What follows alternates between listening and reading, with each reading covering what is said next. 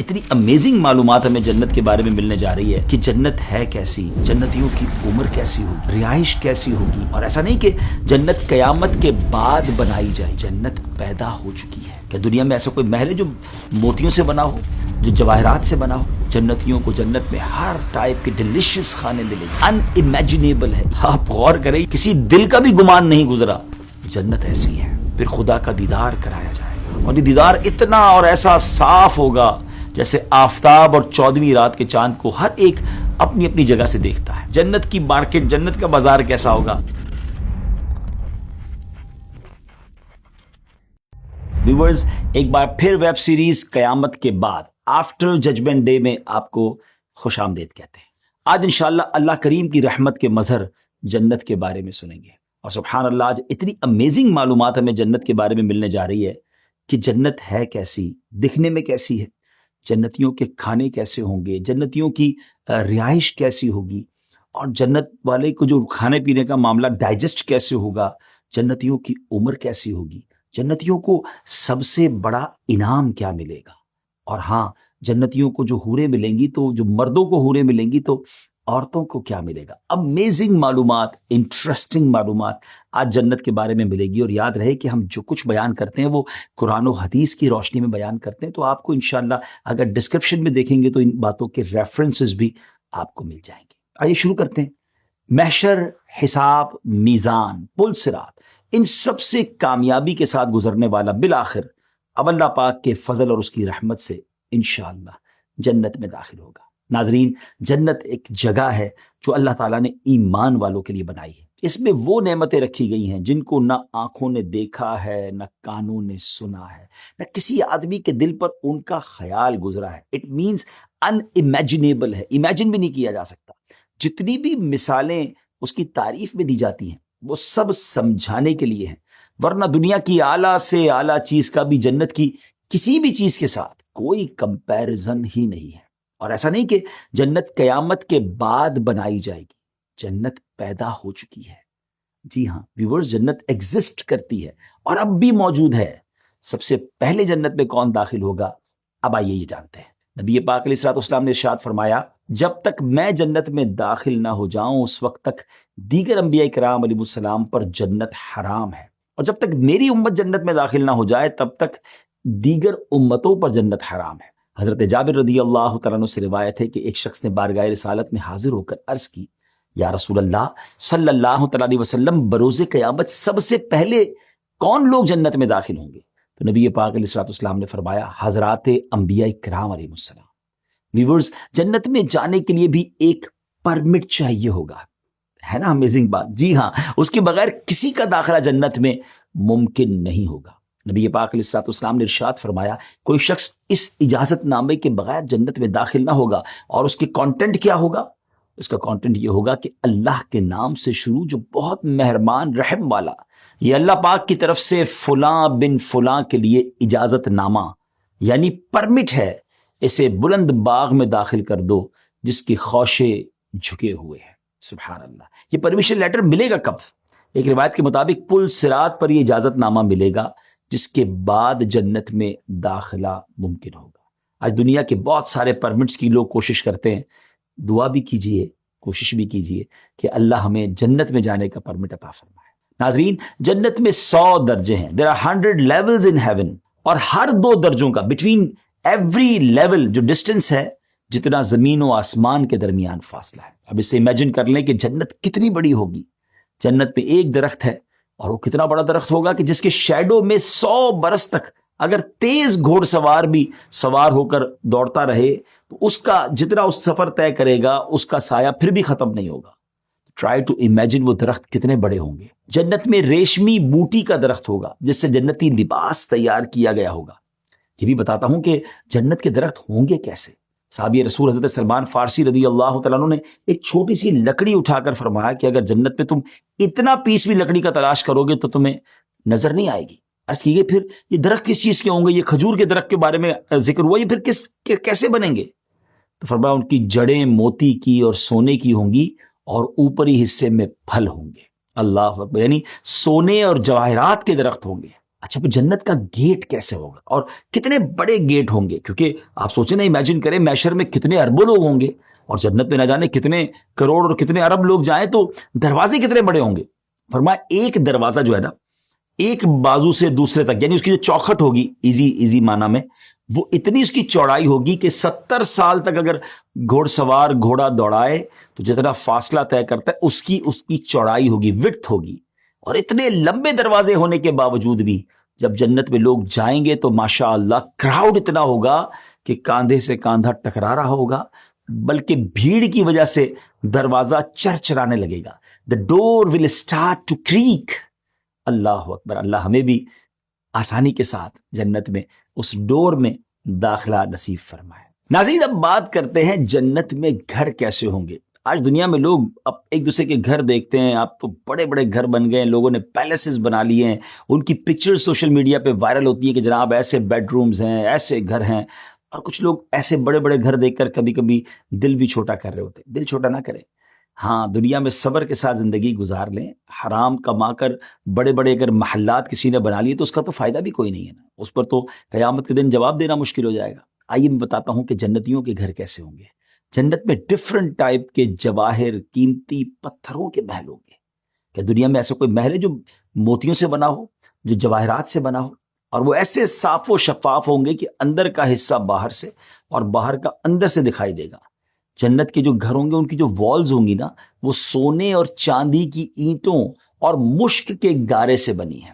ایک اینٹ سونے کی، ایک چاندی کی، زمین زعفران کی، کنکریوں کی جگہ موتی اور یاقوت. اللہ اکبر. واقعی امیجن بھی نہیں ہو سکتا کہ ایسا کیسا گھر ہوگا. جب جائیں گے تو انشاءاللہ دیکھیں گے. اچھا جنت کے ریور کیسے ہوں گے؟ There are 4 rivers in heaven. 4 قسم کے دریا ہیں. ایک پانی کا، دوسرا دودھ کا، تیسرا شہد کا اور چوتھا شراب کا. اور پھر ان سے نہریں نکل کر ہر ایک کے مکان میں جاری ہیں. یعنی سبحان اللہ ان دریاؤں کی طرف آنا نہیں پڑے گا. ایسا سسٹم ہوگا کہ ہر گھر کے قریب ہی وہ نہریں گزر رہی ہوں گی. اور وہاں کی نہروں کی اسپیشلٹی یہ ہوگی کہ وہ زمین کھود کر نہیں بہتی بلکہ زمین کے اوپر جاری ہیں. ہے نا انیمیجنیبل. جنت تو ہے ہی ایسی. ہمارا دماغ اگر اس کو آسانی سے ایکسیپٹ نہیں کر رہا، مگر اللہ کی شان ہے. دے فلو اوور دا لینڈ. اور سبحان اللہ پھر ان نہروں کے کنارے کیسے ہوں گے؟ ایک کنارہ موتی کا، دوسرا یاقوت کا، اور نہروں کی زمین خالص مشک کی. اچھا آج دنیا میں گندی شراب لوگ پیتے ہیں، حرام شراب پیتے ہیں جو جہنم میں لے جانے والا کام ہے. اس شراب کو چھوڑ دیں. جنتیوں کو جنتی شراب پلائی جائے گی اور اس میں نہ اسمیل ہوگی، بری اسمیل نہیں ہوگی، کڑواہٹ نہیں ہوگی، نشہ نہیں ہوگا. وہ پینے والوں کو بے عقل اور بدوش نہیں کرتی ہوگی بلکہ وہ پاک شراب ان سب باتوں سے پاک ہوگی. اللہ اکبر. یعنی میں اگر بات کروں ناظرین کہ ہر وہ کام جس سے شریعت نے ہمیں دنیا میں روکا ہے نا، اس کا شاندار آلٹرنیٹو ہمارے لیے جنت میں تیار کر رکھا ہے. اب دنیا میں 40-50 سال کتنا جئیں گے، کتنا انجوائے کر لیں گے کسی بھی چیز کو.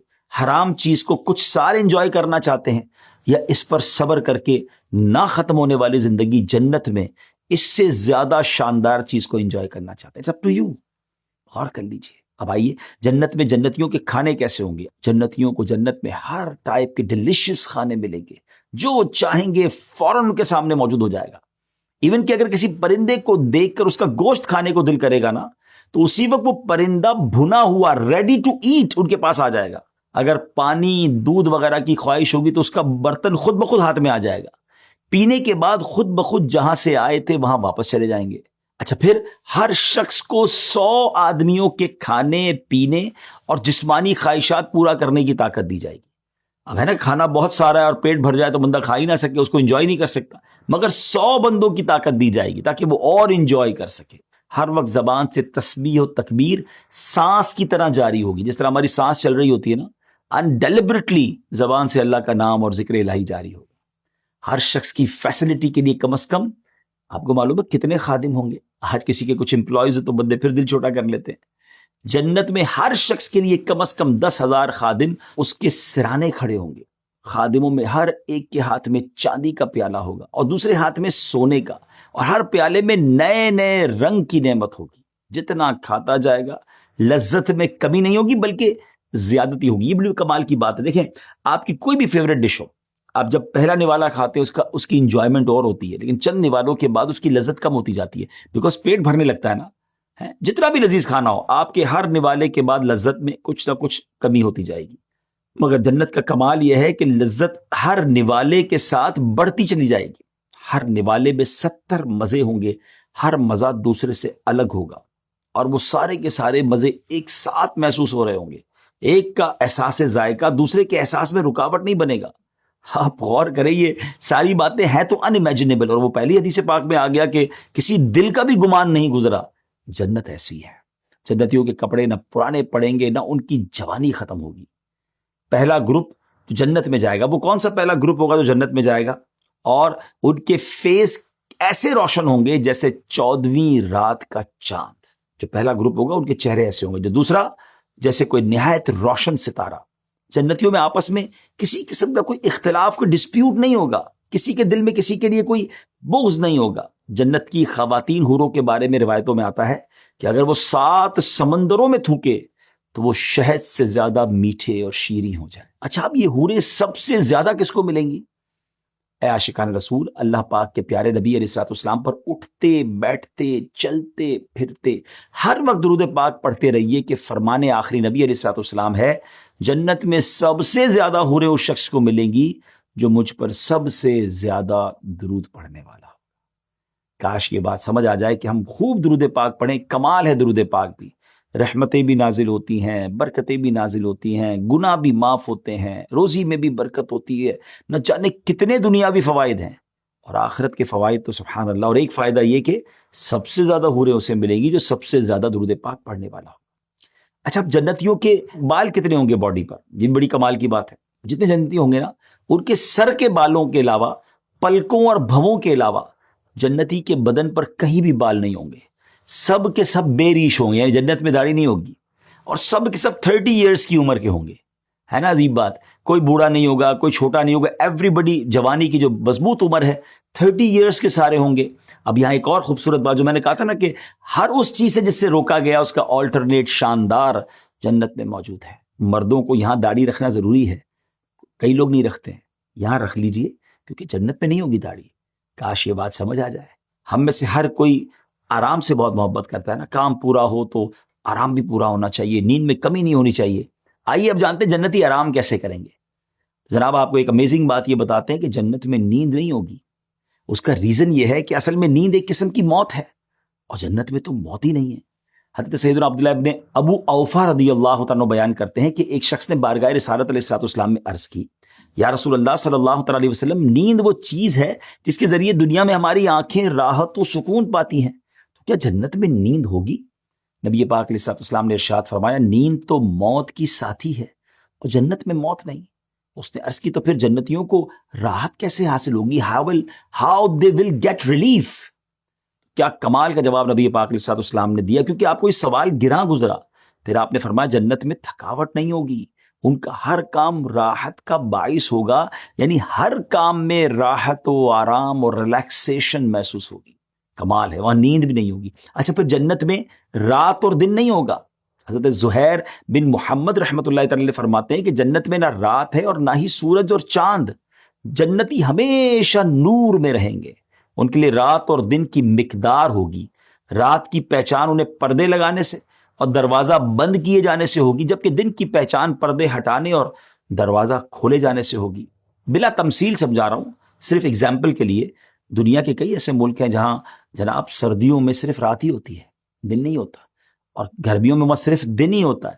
تو وہاں میرا بھی کچھ ایسے ملکوں میں جانا ہوا جب بہت لمبی رات ہوتی ہے اور بہت لمبا دن ہوتا ہے بعض اوقات، تو اس میں دروازہ بند کر کے لوگ سو جاتے ہیں. باہر دن چل رہا ہوتا ہے، روشنی ہوتی، رات 1-1 بجے تک سورج نظر آ رہا ہوتا ہے، تو اب وہ دروازہ بند کرتے ہیں، کھڑکی بند کرتے ہیں اور اپنے کمرے میں ہی رات کا سما بنا لیتے ہیں.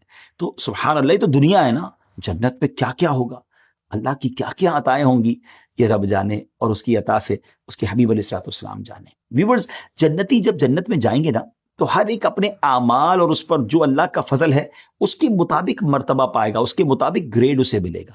اور یاد رکھیے اللہ کے فضل کی کوئی حد نہیں ہے. اچھا، جنتیوں کو دنیا کے 1 ہفتے یعنی ٹائم پیریڈ کے بعد، 1 ہفتے کے 1 ویک کے ٹائم پیریڈ کے بعد ایک پرمیشن دی جائے گی، اور وہ سب سے بڑا جنتیوں کا انعام ہوگا کہ وہ اپنے رب عز و جل کی زیارت کریں. پھر عرش الہی ظاہر ہوگا اور رب عز و جل جنت کے باغوں میں سے ایک باغ میں تجلی فرمائے گا اور ان جنتیوں کے لیے ممبر بچھائے جائیں گے. کسی کے لیے نور کے ممبر ہوں گے, کسی کے لیے موتی کے ممبر ہوں گے, اسی طرح کسی کے لیے یاقوت اور زبرجد اور سونے چاندی کے ممبر بچھائے جائیں گے. پھر خدا کا دیدار کرایا جائے گا اور یہ دیدار اتنا اور ایسا صاف ہوگا جیسے آفتاب اور 14ویں رات کے چاند کو ہر ایک اپنی اپنی جگہ سے دیکھتا ہے, اور ہر ایک کا دیکھنا دوسرے کے لیے رکاوٹ نہیں بنتا. اللہ عز و جل ہر ایک پر اپنی تجلی فرمائے گا, اور یہ جنت میں اللہ کریم کی سب سے بڑی نعمت ہوگی جو جنتیوں کو حاصل ہوگی.